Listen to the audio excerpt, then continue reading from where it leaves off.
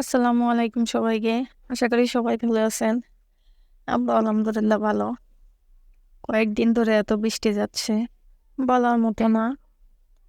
আমি এখন একটু ছাদে যাব, দেখি আমার গাছগুলোর কি অবস্থা।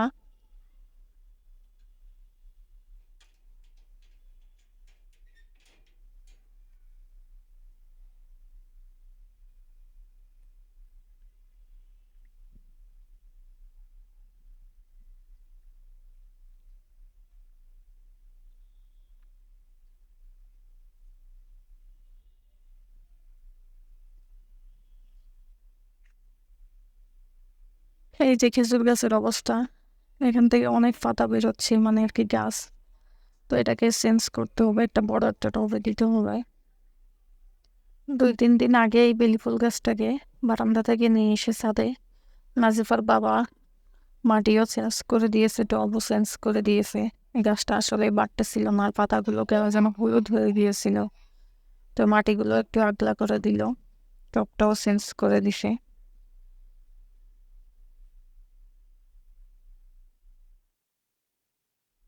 বৃষ্টির দিনে খিচুড়ি রান্না না করলে কি হয়, তো ভাবলাম একটু রেকর্ড করে নিই। আমি এর মাঝে অনেকবারও খিচুড়ি রান্না করেছি, কিন্তু সেগুলো রেকর্ড করে নিই।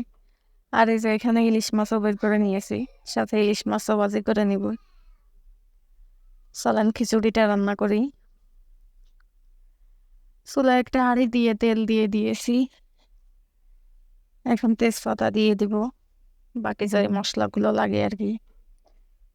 রসুন দিয়ে দিলাম 1.5 টেবিল চামচ, পেঁয়াজ বাটা দিয়ে দেবো 2 টেবিল চামচ।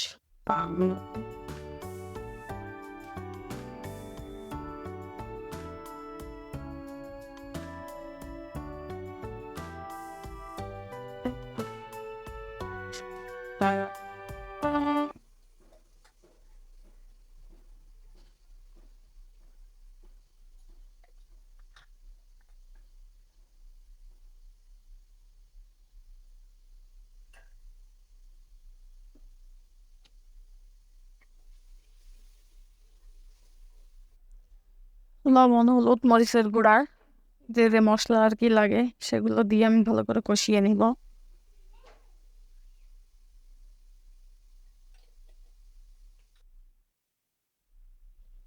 এখানে আমি জিরার গুঁড়াও দিয়ে দিলাম 1 টেবিল চামচের মতো।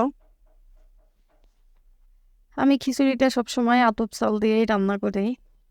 সিদ্ধ চাল থেকে কেন জানি আমার কাছে আতপ চালের খিচুড়িটা অনেক তাড়াতাড়িও হয়, এবং আমার কাছে রান্নাটা সহজ মনে হয়, আর অনেক মজাও হয়। সব মশলাগুলোকে আমি একটু ভালো করে কষিয়ে নিব, একটা ঢাকনা দিয়ে ঢেকে কিছুক্ষণ রেখে দিব। এখন দিয়ে দিব কয়েকটা কাঁচামরিচ এবং আলু।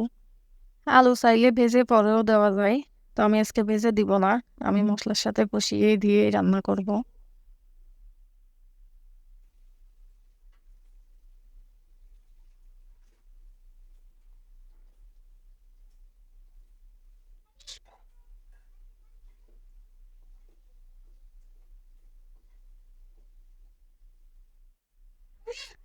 আলু দিয়ে মশলাটাকেও ভালো করে আরো কিছুক্ষণ কষিয়ে নিয়েছি। এখন আমি চাউলগুলো দিয়ে দিব, আগে থেকে এই যে চাউল ডাল একসাথে ভিজিয়ে ধুয়ে রেখেছিলাম সেগুলো দিয়ে দিব। আসলে খিচুড়ির টেস্টটা আসে আপনি মশলাটা ভালো করে কষাবেন, এবং চালটা আপনি যতটা বেজে নিতে পারেন। চালটা অনেকক্ষণ ধরে ভাজতে হবে, একেবারে পাতিলের নিচে চালটা শন শন শব্দ করবে, তাহলে এই খিচুড়ির আসল টেস্টটা আসে।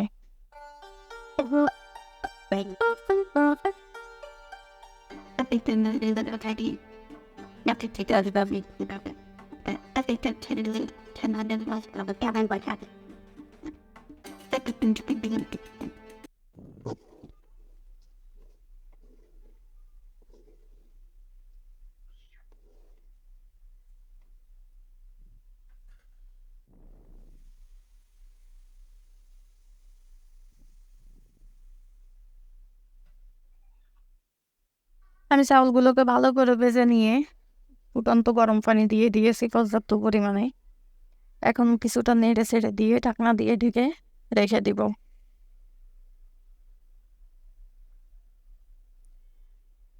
এই যে আমার খিচুড়ির পানিটা টেনে এসেছে, আমি এখন দেখে নিব ভাতটা কতটা ফুটতে বাকি আছে।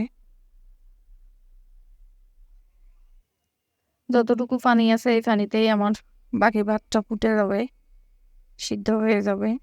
তো আমি আবারও ঢাকনা দিয়ে ঢেকে রেখে দিব। এই ফাঁকে আমি ইলিশ মাছগুলোকে ভেজে নিব।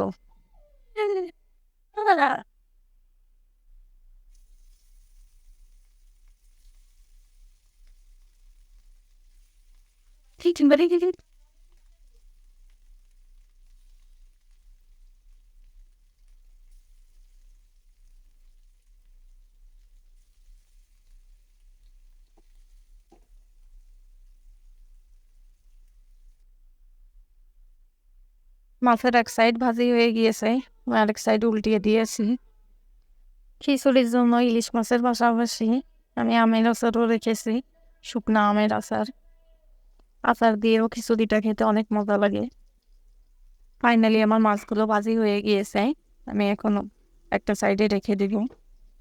দেখি খিচুড়ির কি অবস্থা। এই যে গরম গরম খিচুড়ি থেকে ধোয়া উঠছে, আমার খিচুড়ি হয়ে গিয়েছে। এখন একটা প্লেটে কিছুটা বেড়ে নিব। আমি আচারের ভিডিওটা করতে ভুলে গেছিলাম।